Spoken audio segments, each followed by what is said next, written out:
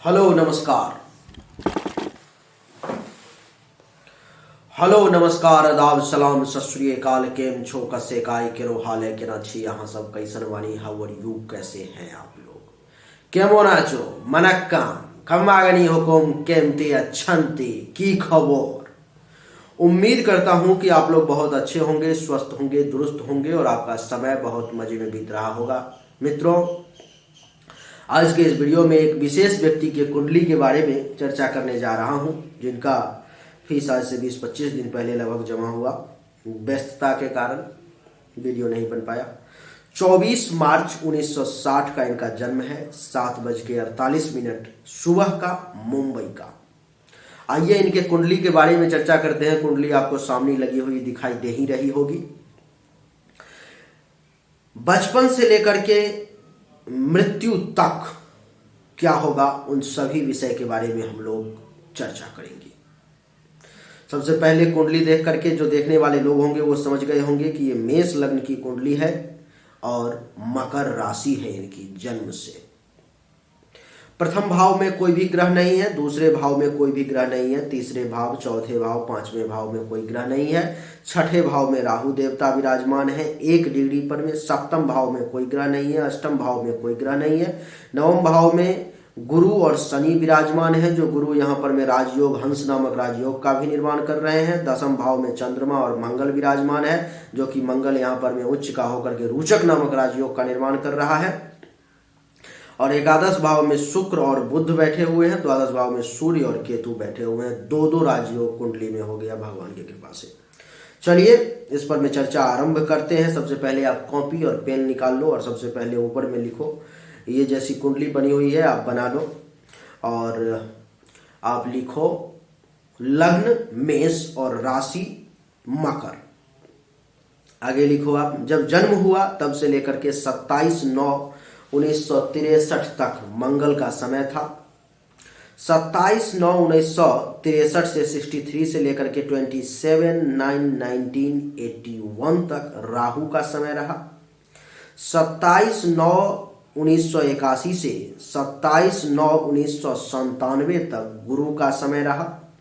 27/9/1997 से 27/9/2016 तक शनि का समय रहा। 27/9/2016 से लेकर के 27/9/2033 तक बुध का समय रहेगा। 27/9/2033 से 27/9/2040 तक केतु का समय रहेगा। उसके बाद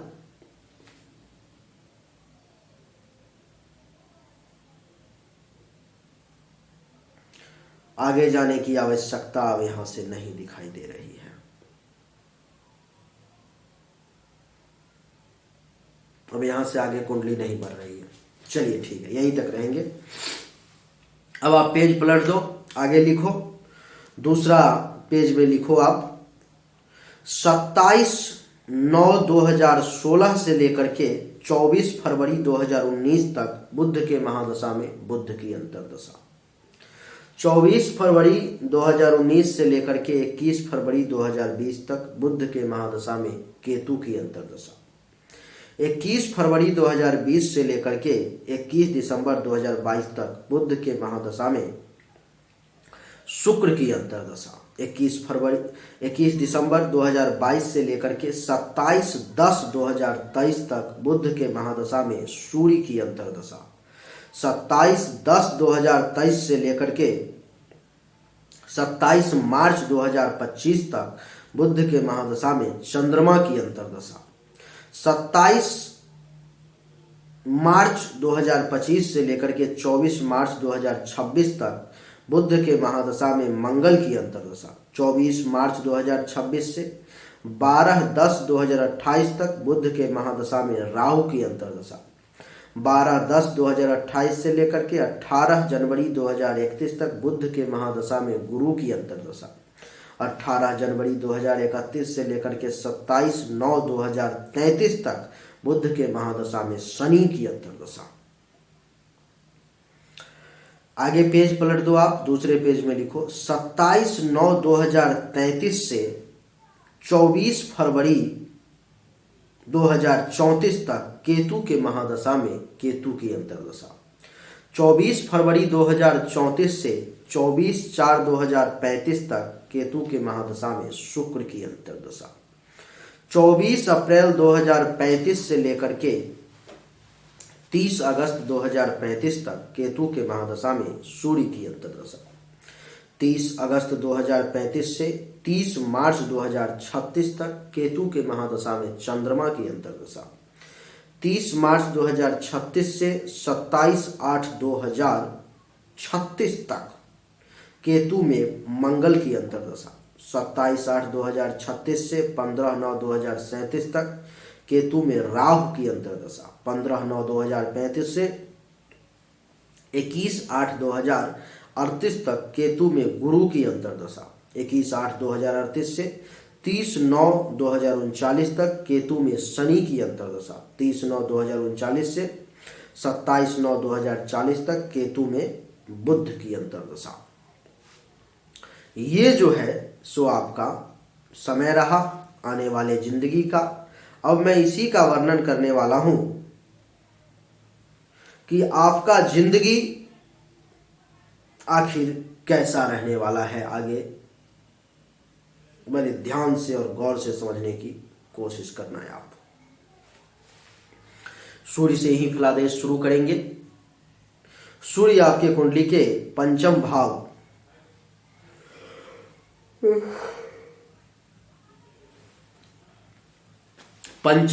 के मालिक होकर के द्वादश भाव में बैठे हुए हैं। इसका अर्थ क्या है?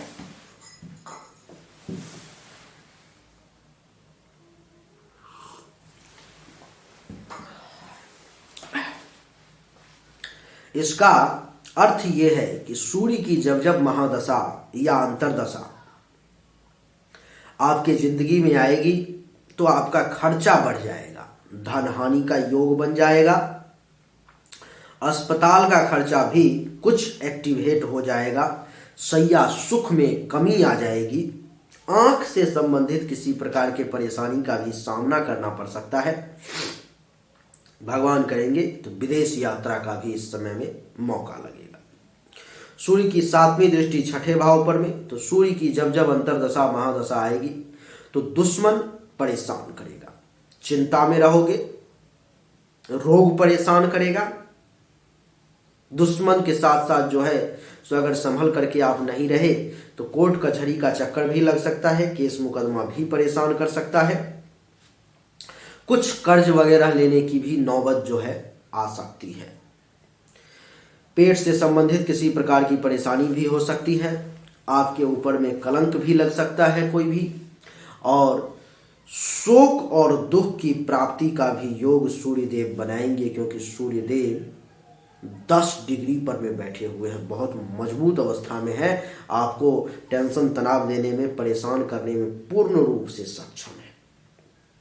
पंचम भाव के मालिक हैं तो संतान को लेकर के भी परेशानी होगी, विद्या और बुद्धि के क्षेत्र में भी आप उसका सही उपयोग सूर्य के समय में नहीं कर पाएंगे, यश में कमी का एहसास होगा, चाहने वालों की संख्या में कमी होगी, धर्म और मंगल कार्य भी आपके हाथों से इस समय में बढ़िया से नहीं हो पाएगा, ननिहाल पक्ष से भी कुछ परेशानी, कुछ लाभ नहीं मिल पाएगा, और पेट से संबंधित किसी प्रकार का परेशानी सूर्यदेव जरूर देंगे। तो सूर्य के समय में आपको ओम आदित्याय नमः मंत्र का दैनिक रूप से 10 माला जाप करना है, किसी भी बढ़िया विद्वान के द्वारा। अगर आपके संपर्क में होंगे तो ठीक है, नहीं तो यही इन्फॉर्म कर देंगे, आप संकल्प करवा करके और इसके मंत्र का जाप शुरू कर देंगे, आपके लिए अच्छा रहेगा। जब सूर्य का समय आएगा तब। सूर्य के बाद चंद्रमा की चर्चा करते हैं। चंद्रमा इस कुंडली में एक योग कारक ग्रह है और आपके कुंडली के 10वें भाव में बैठे हुए हैं। 10वें भाव में बैठने के कारण 29 डिग्री पर में है, डिग्री वाइज बहुत कमजोर है, लेकिन चंद्रमा के समय में अगर चंद्रमा का मोती धारण कर लिया गया तो आपको मैं बता दूं कि चंद्रमा के समय में आपको बहुत बढ़िया फल मिलेगा। चंद्रमा 10वें भाव में बैठे हुए हैं, जिसके कारण से पिता अथवा पिता तुल्य व्यक्ति से लाभ का योग, सरकार से कुछ फायदे का योग, काम धंधा बढ़िया चलने का योग, पद प्रभुता प्राप्ति का योग, इज्जत प्रतिष्ठा मान सम्मान में चार चांद लगने का योग, और चंद्रमा की 7वीं दृष्टि चतुर्थ भाव पर में तो सुख में भी वृद्धि का योग, माता से लाभ का योग अथवा माता तुल्य महिलाओं से लाभ का योग, आशीर्वाद का योग, मकान बनाने खरीदने अथवा मकान से संबंधित किसी प्रकार के निर्णय लेने का योग, जमीन से संबंधित किसी प्रकार के निर्णय लेने का योग, चाहे वो जमीन खरीदना हो अथवा जमीन से संबंधित कोई परेशानी हो उसको सॉर्ट आउट करना हो, अचल संपत्ति के प्राप्ति का योग, गाड़ी खरीदने का योग, अनएक्सपेक्टेड धन लाभ का योग, ये सब आपको चंद्रमा जो है अपने समय में जब जब चंद्रमा की महादशा अंतर्दशा आएगी वो आपको प्राप्त होगा। मंगल की चर्चा करते हैं। मंगल इसमें उच्च का 10वें भाव में बैठ के रोचक नामक पंच महापुरुष राजयोग का निर्माण कर रहा है, लेकिन मंगल भी कमजोर है, 29 डिग्री पे बैठा हुआ है। तो मंगल का कम से कम जब जब समय आए तो एक बढ़िया क्वालिटी का 20-25 हजार रुपये का मूंगा जरूर आप धारण करें। इसको धारण करने से क्या होगा वो सुन लो आप। पिता अथवा पिता तुल्य लोगों से लाभ मिलेगा, सरकार से फायदा, कारोबार में बहुत अपार वृद्धि, पोजीशन प्राप्ति, प्रभुता की प्राप्ति, हाथ में पावर आना, अधिकार की प्राप्ति, इज्जत प्रतिष्ठा मान सम्मान में चार चांद लगना, चतुर्थ दृष्टि मंगल की आपके मस्तक पर में, तो दिमागी तौर पर में थोड़ा सा गुस्सैल रहोगे लेकिन दिमाग से बहुत स्ट्रांग रहोगे, और इस समय में मंगल के समय में बहुत सही डिसीजन लेने की क्षमता आप में आ जाएगी। ज्ञान में भी वृद्धि होगी, रंग रूप भी बढ़िया होगा, गर्व करने लायक काम करोगे, विनम्रता बनी रहेगी, लेकिन कभी कभी आक्रोश में भी आ जाओगे, और ज्ञान की भी वृद्धि होगी।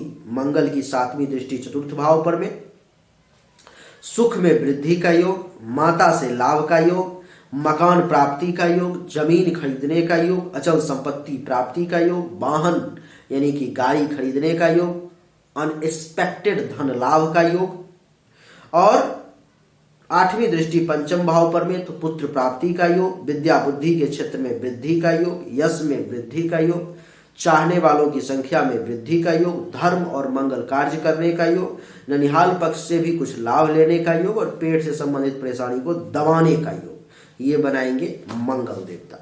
यानी कि मंगल देवता का रिजल्ट हर मामले में आपके लिए बढ़िया है। मंगल देवता इस कुंडली में अष्टम भाव के साथ साथ प्रथम भाव के भी मालिक हैं, तो अष्टम भाव के रिगार्डिंग अचानक से धन लाभ का योग, अचानक से बिगड़े हुए काम के बनने का योग, और विदेश यात्रा का योग भी मंगल देवता बनाएंगे।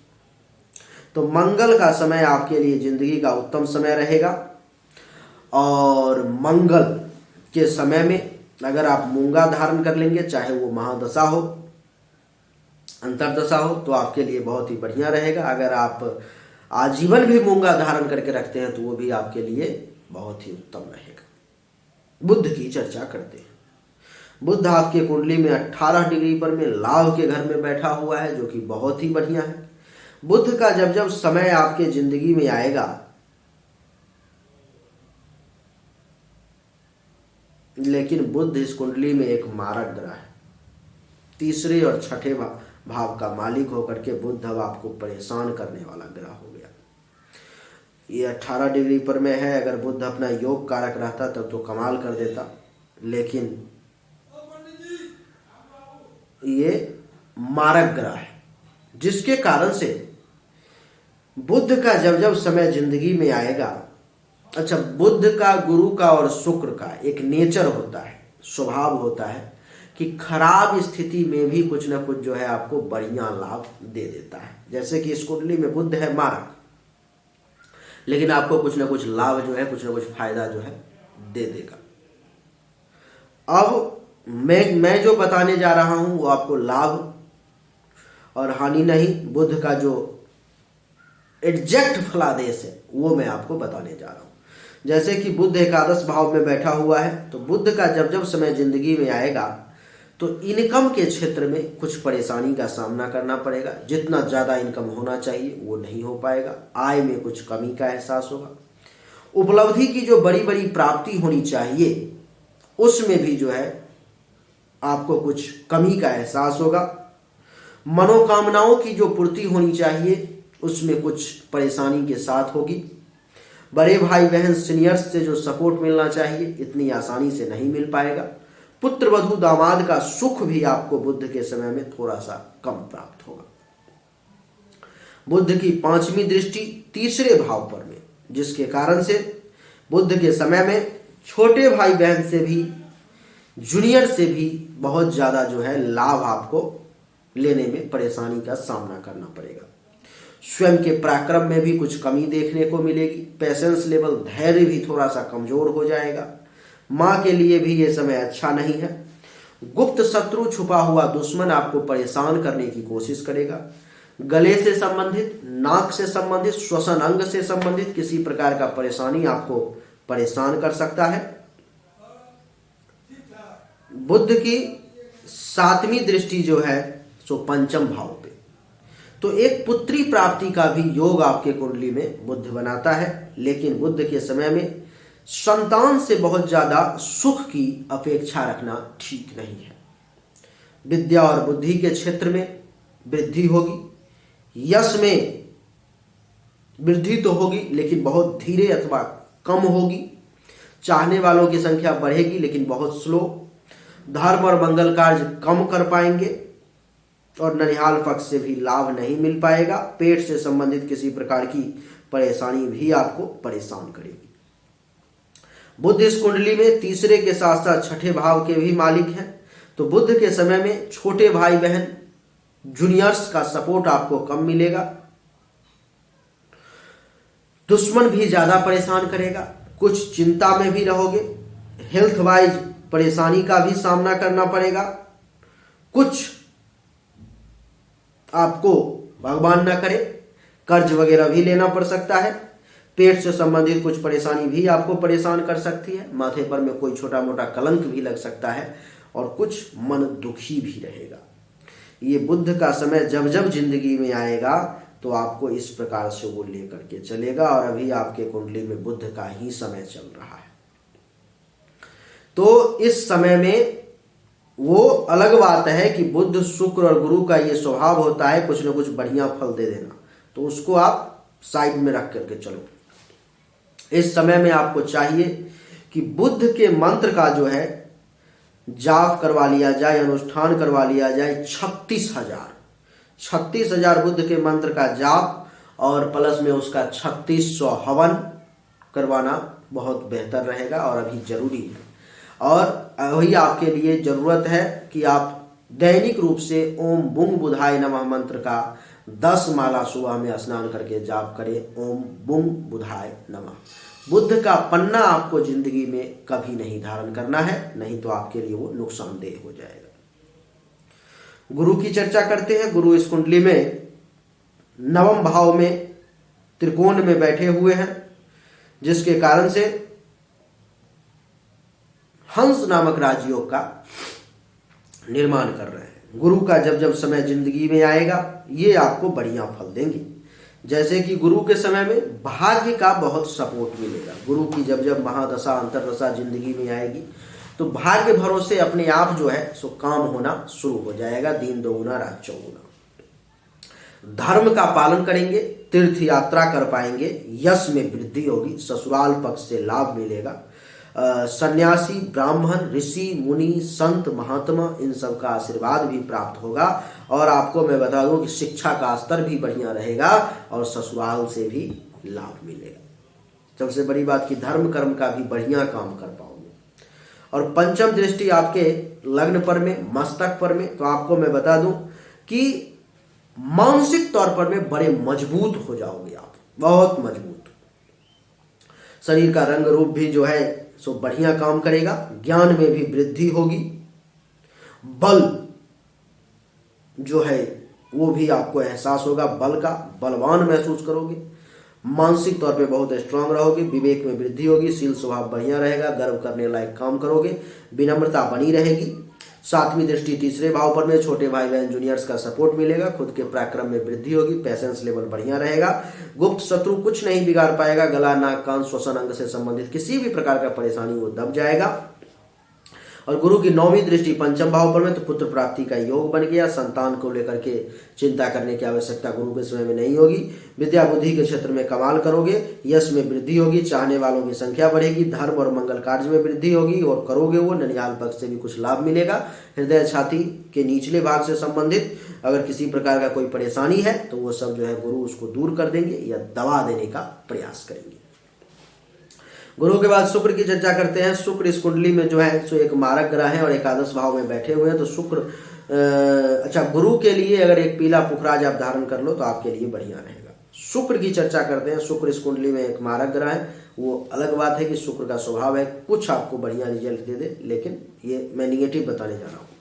शुक्र का जब जब समय जिंदगी में आया होगा और आएगा तो आय में कमी, लाभ में कमी, उपलब्धि की प्राप्ति में कमी, मनोकामनाओं की पूर्ति में कमी, बड़े भाई बहन से यश से फायदा लेने में कमी, पुत्र वधू दामाद के सुख में कमी, पंचम भाव में दृष्टि पुत्री प्राप्ति का योग, संतान से सुख में कमी, शुक्र के समय में विद्या बुद्धि से लाभ न मिल पाना, यश में कमी, चाहने वालों की संख्या में कमी, धर्म और मंगल कार्य में कमी, पेट से संबंधित परेशानी का योग, बैंक बैलेंस करने में परेशानी का योग, परिवार में टेंशन तनाव का योग, जीवन साथी के साथ भी टेंशन तनाव का योग, काम धंधा बहुत बढ़िया ना चलना, ये शुक्र का फल होगा।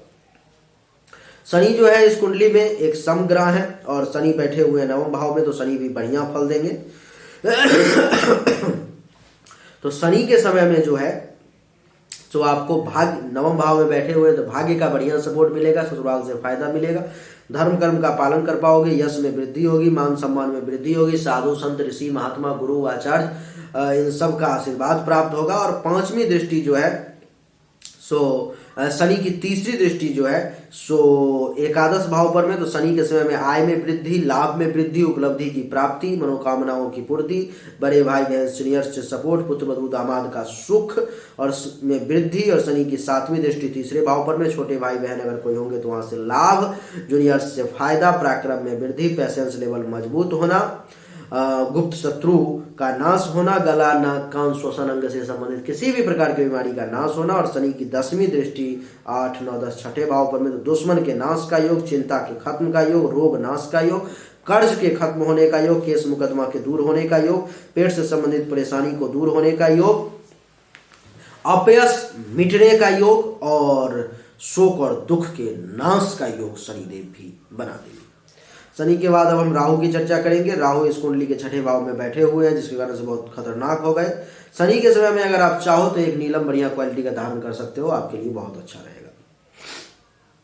अच्छा, और मैं आपको बता देता हूँ राहु का जब जब समय जिंदगी में आएगा तो वो दुश्मन से परेशान करवाएगा, चिंता में रखेगा, रोग के द्वारा परेशान करवाएगा, कर्ज देगा, केस मुकदमा का योग बनाएगा, पेट से संबंधित परेशानी देगा, कलंक लगने का योग बनेगा, शोक और दुख की प्राप्ति का योग बनेगा।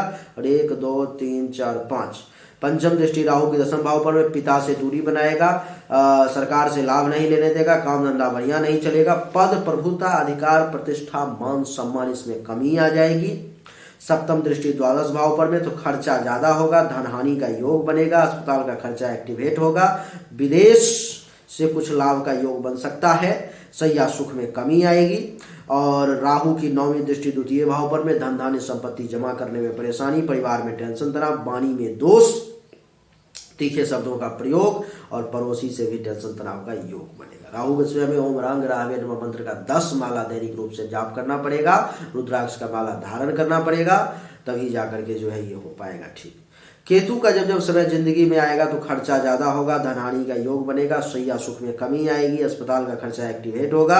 और यहाँ से दृष्टि पड़ेगी पंचम दृष्टि 3, 4, 5 चतुर्थ भाव पर में, सुख में कमी, माता से परेशानी, माता को परेशानी, मकान से संबंधित परेशानी, जमीन से संबंधित सुख में कमी, मकान से संबंधित सुख में कमी, अचल संपत्ति के सुख में कमी, वाहन के सुख में कमी, अनएक्सपेक्टेड धनहानि, छाती हृदय फेफड़े से संबंधित किसी प्रकार का परेशानी। और 7वीं दृष्टि छठे भाव पर में, तो दुश्मन परेशान करेगा, चिंता में रहोगे, रोग परेशान करेगा, कर्ज हो सकता है, केस मुकदमा का योग बनेगा, पेट से संबंधित परेशानी, कलंक लगने का योग, शोक और दुख की प्राप्ति का योग। नवम दृष्टि जो है इसकी अष्टम भाव पर में, अचानक से धनहानि का योग, दुर्घटना का योग, बनते बनते काम के बिगड़ने का योग, ये सब जो है सो बना देगा केतु अपने समय में। तो केतु के समय में ओम किंग केतवे नमः मंत्र का दैनिक रूप से जाप करना आपके लिए अति आवश्यक हो जाएगा। अभी आपके लिए जो है सो बुद्ध के मंत्र का जाप करवाना जो है सो जरूरी है। और बुद्ध के मंत्र के साथ साथ बुद्ध में अभी शुक्र का समय चल रहा है। अभी आप दैनिक रूप से ओम बुंग बुधाय नमः मंत्र का 10 माला और ओम सुंग शुक्राय नमः मंत्र का 10 माला जाप करोगे, आपके लिए ठीक रहेगा। आप जो है जिंदगी में कभी भी सूर्य के लिए माणिक रूबी नहीं धारण कर सकते, चंद्रमा के लिए मोती धारण कर सकते हो, और मंगल के लिए मूंगा धारण कर सकते हो, बुध के लिए पन्ना नहीं धारण कर सकते, बृहस्पति के लिए पीला पुखराज धारण कर सकते हो, शुक्र के लिए आप रत्न नहीं धारण कर सकते, ओपल फायर, व्हाइट पुखराज वगैरह, हीरा वगैरह, और शनि के लिए नीलम धारण कर सकते हो, राहु केतु के लिए रत्न नहीं धारण कर सकते।